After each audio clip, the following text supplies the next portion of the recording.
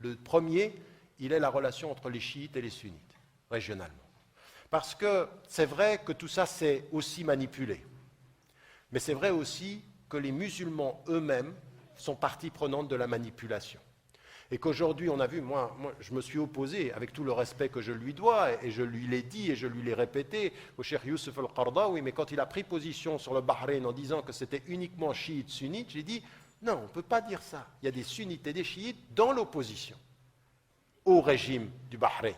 Et que de ce point de vue-là, il faut que... Et puis même, moi j'étais d'accord avec ce qu'on a souvent répété, quelqu'un qui disait, et même si c'était que des chiites, est-ce que c'est normal qu'on réprime des chiites parce qu'ils sont chiites dans une société où on serait soit en minorité, soit en majorité sunnite? Non.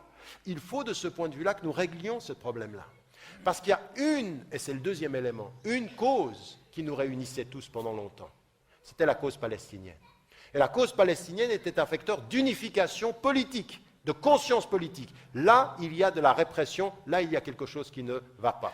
Or, aujourd'hui, malheureusement, le fait que la résistance à la politique régionale israélienne soit plus le fait apparent et visible des chiites, a fait en sorte qu'on est dans une espèce de lutte. Je vous rappelle quand même qu'au moment de la résistance des musulmans libanais contre l'invasion en 2006, vous vous souvenez, l'été 2006, invasion du Sud-Liban, on a entendu une fatwa, encore une, politique qui venait d'Arabie Saoudite, nous dire qu'on ne pouvait pas soutenir les Libanais parce qu'ils étaient chiites. Quand on arrive à ce degré-là de division potentielle, nous sommes en danger. Et donc là aussi, c'est un défi important. Donc vous voyez, dans nos discussions, nous ne sommes pas en désaccord sur le fond.